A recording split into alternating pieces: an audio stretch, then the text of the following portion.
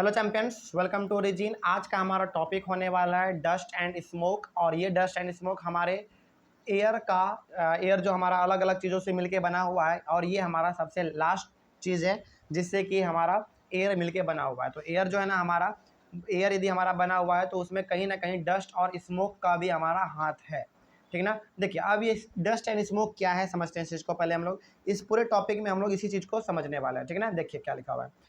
The burning of fuel also produces smoke. Smoke contains a few gases and fine dust particles and is often harmful. देखिए, जो हमारे यहाँ पे गाड़ियाँ चलते हैं, है ना, बड़े बड़े फैक्ट्री चलते हैं। हमारे घर में यदि हमारे घर में गाड़ी है तो जब हम उसको रोड पे लेके निकलते हैं तो वो हो गया, बड़े बड़े फैक्ट्री हो गए। उससे जो धुआं निकलता है ना, उससे जो हमारा धुआं निकलता है उसी को हम लोग कहते हैं स्मोक, ठीक ना। उसके बाद फिर क्या लिखा हुआ देखिए, smoke contains a few gases and a fine dust particles and is often harmful. और ये जो स्मोक होता है ना, इस स्मोक में अलग अलग प्रकार के गैस होते हैं, अलग अलग प्रकार के गैस होते हैं। साथ ही साथ छोटे छोटे पार्टिकल्स भी होते हैं, यानी कि बहुत छोटे छोटे पार्टिकल्स, यानी कि छोटे छोटे आपको उसमें ना बालू के जैसा आकार का देखने को मिल जाएगा, लेकिन इतना छोटा होता है ना कि आप उसको लगभग नहीं देख पाएंगे अपने खुले आंखों से, है ना।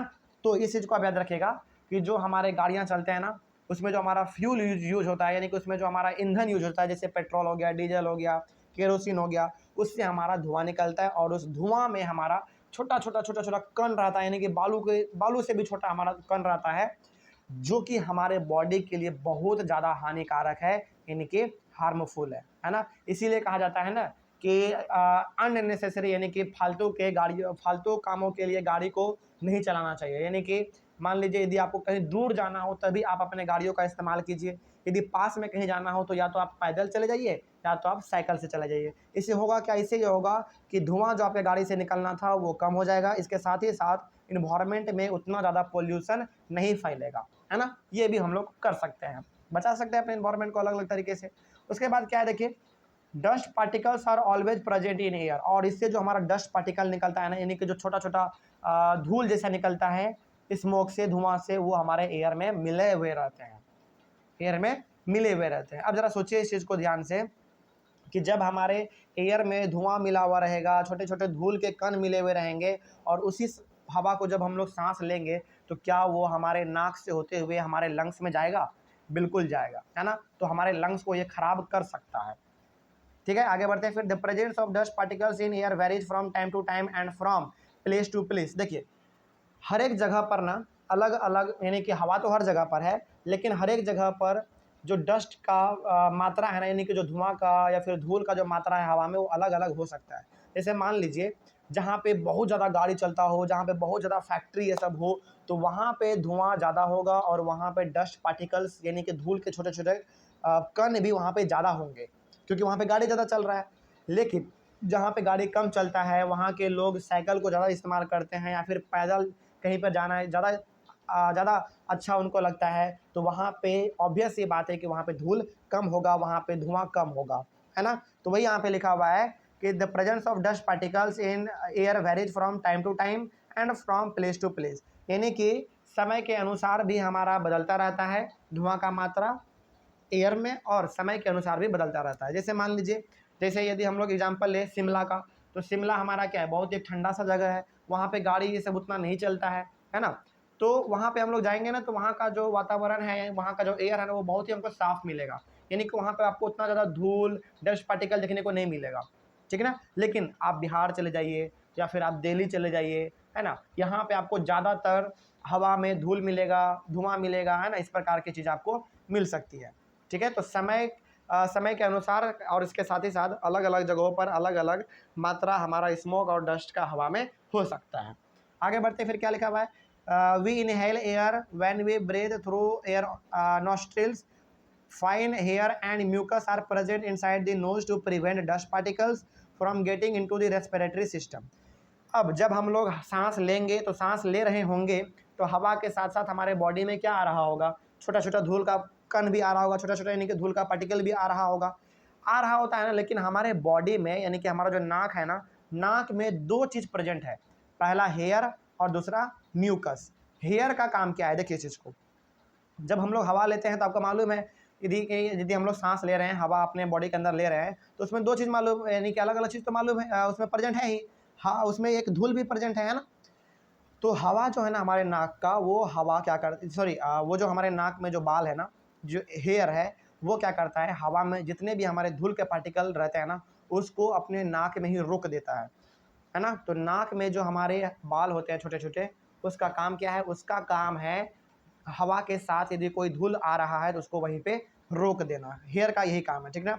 और म्यूकस का काम क्या है, म्यूकस का काम यह है कि जो धूल वहाँ पे रुका हुआ है उसको एक लिक्विड प्रोवाइड कर देना, मतलब कि उसको एक गीलापन दे देना, है ना, गीलापन दे देना।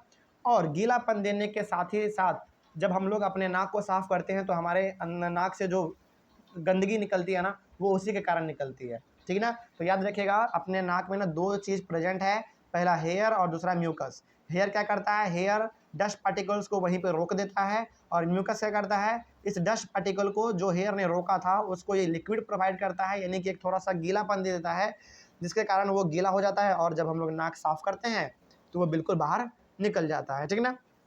यदि आप अपने नाक में कभी उंगली दिए होंगे तो आप इस चीज़ को ऑब्जर्व कर पाए होंगे, ठीक है। तो वही लिखा हुआ है यहाँ पे।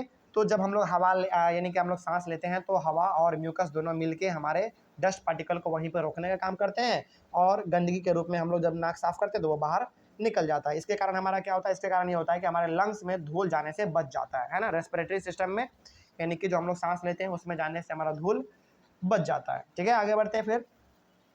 Air contains mostly nitrogen and oxygen. आपको मालूम है कि एयर में ज़्यादातर क्या है, एयर में ज़्यादातर हमारा क्या है, पहला तो नाइट्रोजन है, ये 78% था। उसके बाद क्या था, ऑक्सीजन, है ना, ये हमारा कितना था, 21% शायद था, है ना। चलिए, तो सबसे ज़्यादा हवा में यही दोनों चीज़ प्रेजेंट है, नाइट्रोजन और oxygen. These two gases together make up 99% of the air. देखिए, नाइट्रोजन हमारा कितना था, 78%, और ऑक्सीजन कितना था, 21%। जब इन दोनों को आप जोड़ देंगे तो 99% हो जाएगा। लेकिन फिर भी अभी 1% बचा हुआ है, 100% में फिर भी अभी 1% बचा हुआ है। ये 1% क्या है, जान लेते हैं इसके बारे में। The remaining 1% is constituted by carbon dioxide and few other gases and water vapour. याद कीजिए, हम लोग नाइट्रोजन के बारे में भी पढ़े हुए हैं, ऑक्सीजन के बारे में भी पढ़े हुए हैं, कार्बन डाइऑक्साइड के बारे में भी पढ़े हुए हैं, और वाटर वेपर के बारे में भी पढ़े हुए हैं, है ना। तो नाइट्रोजन और ऑक्सीजन ही मिला के बना दिया 99%। तो 1% में हमारे आते हैं कौन, कार्बन डाइऑक्साइड और वाटर वेपर, ठीक ना। तो वाटर वेपर का मात्रा भी एयर में हमारा कम है, और कार्बन डाइऑक्साइड का भी मात्रा कम है। इन दोनों को मिलाने के बाद हमारा 1% पहुँचता है, लेकिन नाइट्रोजन और ऑक्सीजन को मिला देने के बाद हमारा डायरेक्टली तुरंत 99% पहुँच जाता है। तो ये हो गया हमारा पूरी तरीके से यहाँ तक टॉपिक में। ये हम लोग समझ गए कि एयर जो है ना हमारा, वो 5 चीज़ों से मिलके बना हुआ है, ठीक है ना। तो पहला था हमारा, सबसे पहले वाले क्लास में हमारा वाटर वेपर, उसके बाद फिर हमारा ऑक्सीजन, उसके बाद नाइट्रोजन, उसके बाद फिर कार्बन डाइऑक्साइड, और उसके बाद हमारा आज था dust and smoke. I hope आपको समझ में आ गया होगा। इसमें यदि कहीं पे भी आपको कोई डाउट हो तो आप कमेंट करके पूछ सकते हैं। उसके बाद फिर हम लोग अपने नेक्स्ट क्लास में पढ़ेंगे how does oxygen become available to animals and plant livings in water and soil. इसके बारे में हम लोग जान लेंगे, ठीक है ना। चलिए, thank you very much and have a nice day.